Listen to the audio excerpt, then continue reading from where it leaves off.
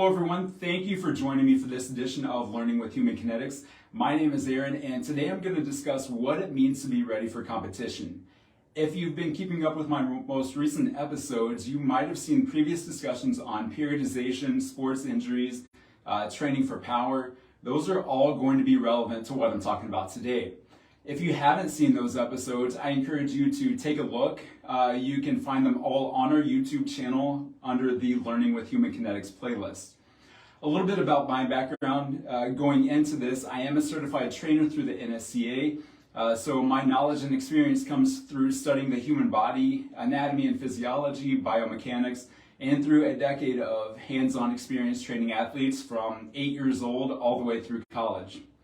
I'm a big fan of training year-round regardless of your sport, even though I know schedules tend to get busy. Now, one of the reasons I encourage athletes to train year-round is exactly what I'm going to talk about today, and that is making sure that you are ready for your sports season.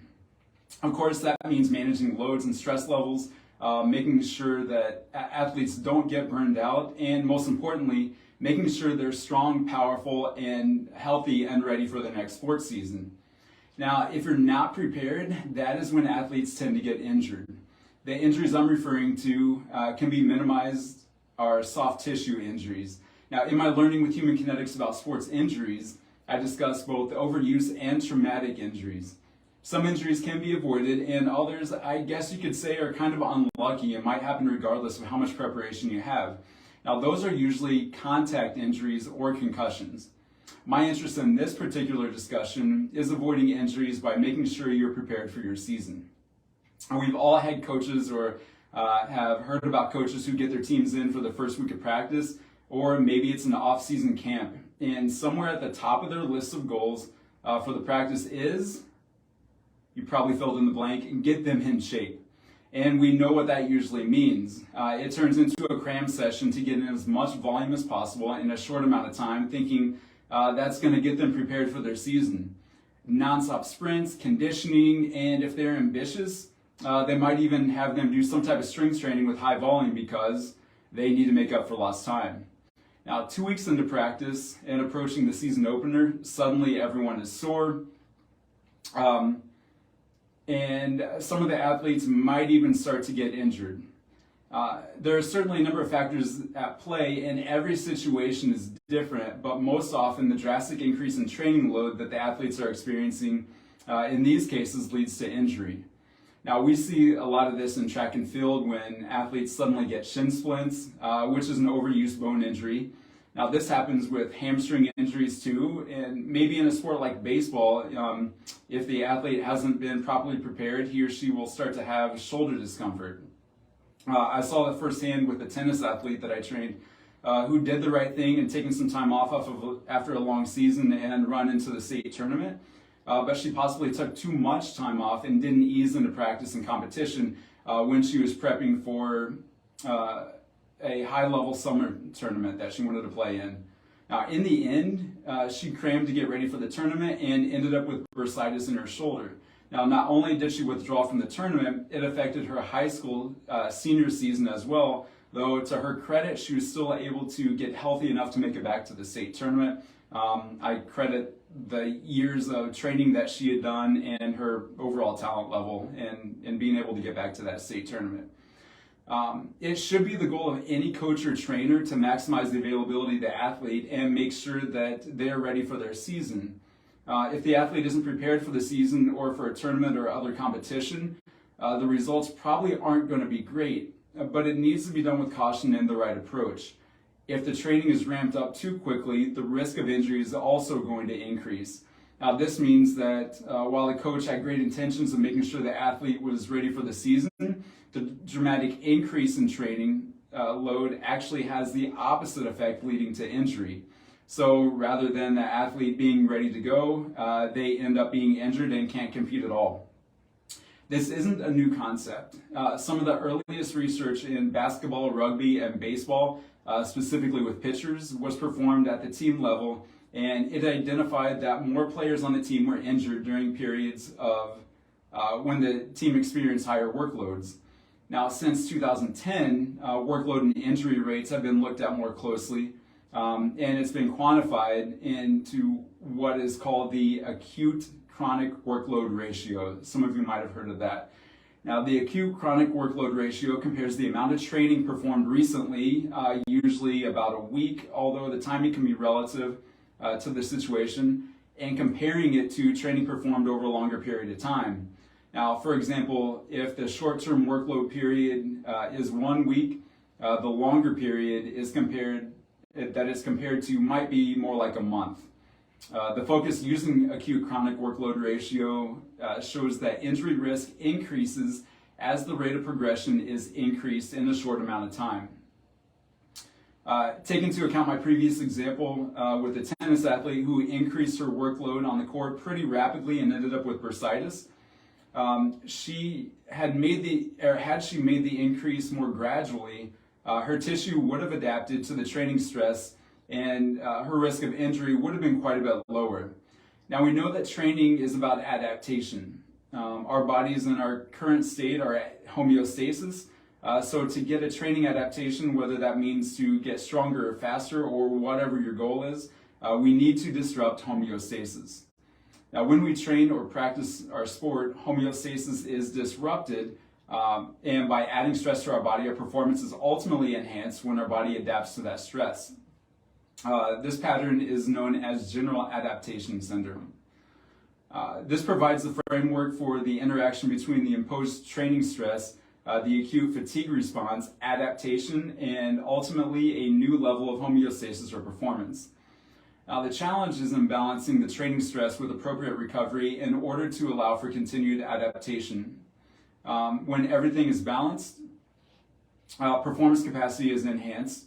And when training volume, intensity, and frequency aren't balanced, a negative result is likely to happen, whether that is a decline in performance or injury. Now, when considering training loads for athletes, there are three general factors to consider in tissue-specific adaptation.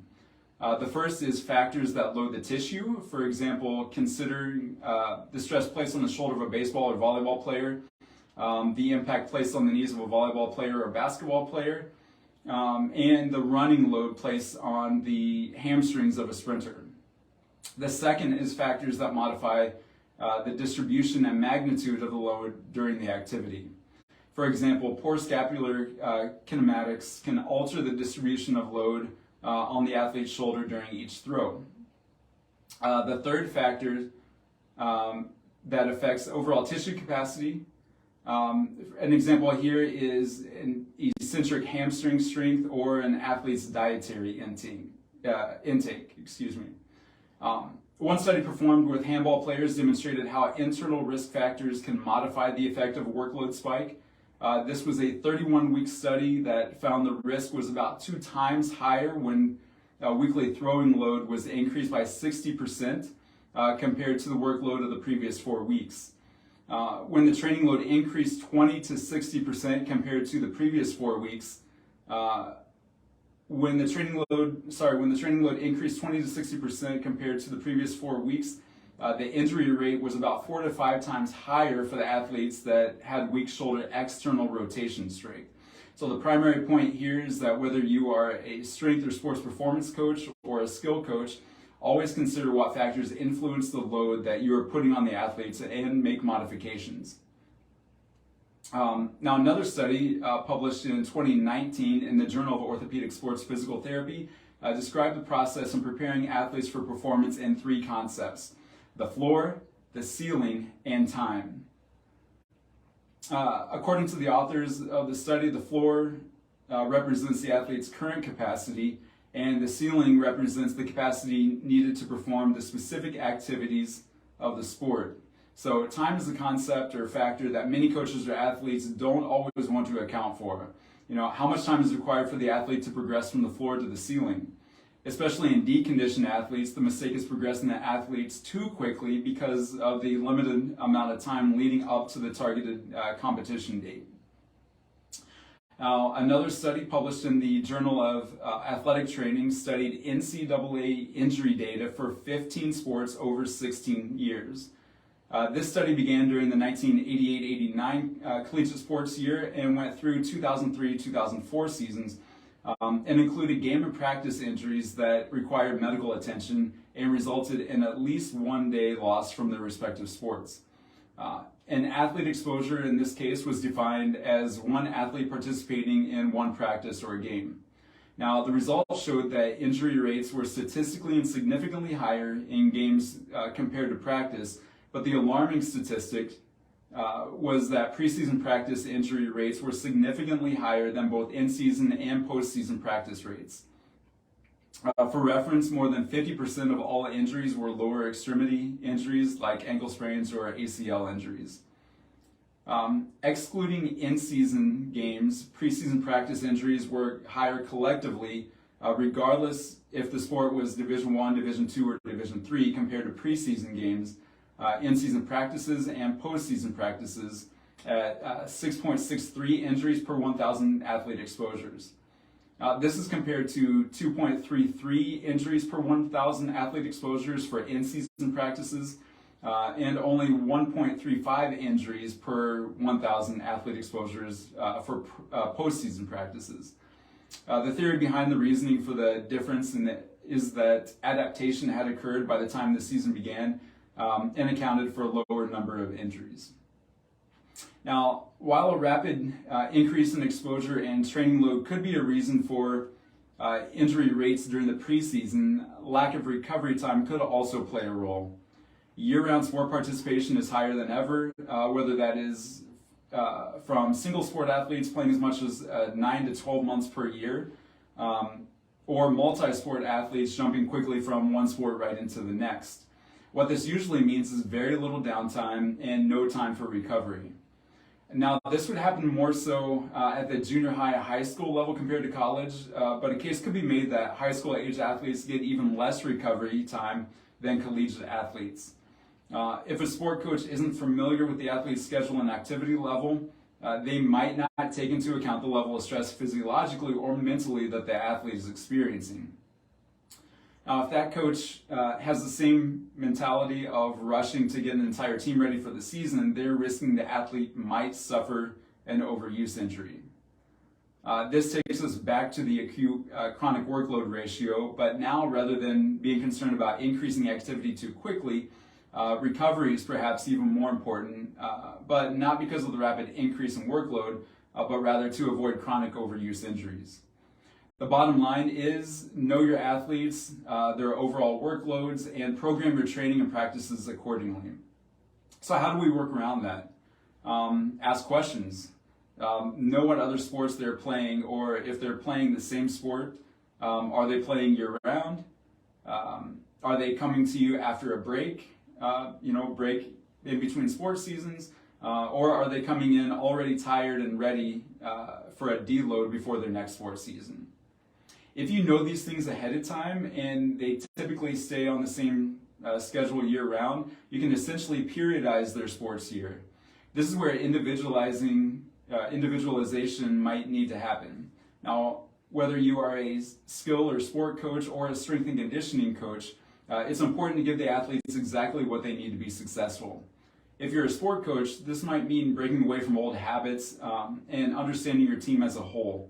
For example, if you're a high school softball coach and have a number of athletes coming to you directly from basketball season, it's important to understand the stress that their bodies just went through during the basketball season.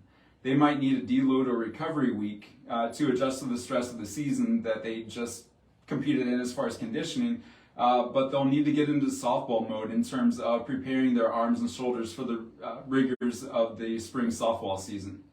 If they're a single sport athlete and have been playing softball year-round, they should be fairly well conditioned and ready to go, but also keep in mind the stress that their arms and shoulders have gone through in playing multiple tournaments throughout the winter season.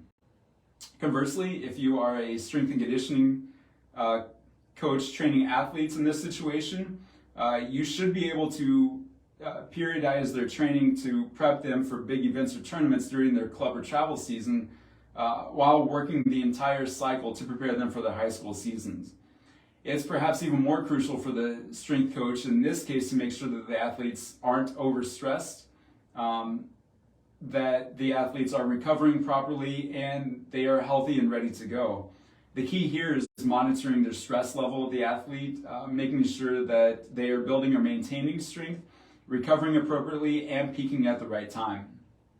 Aside from programming and planning, this means having great communication with both athletes and their sport coaches. Poor communication will only lead to injury and more stress on the athlete, both mentally and physically. Now, for more information on periodization and types of training, check out the Learning with Human Kinetics episode titled Understanding Periodization. For more detailed information on sports injuries I referenced, watch the episode titled Sports Injuries and How to Reduce Them. And for more information specifically on sports performance training, I would refer you to the Learning with Human Kinetics episode titled How to Design a Sports Performance Program for Youth Athletes. All of these can be found on our YouTube channel under the Learning with Human Kinetics playlist.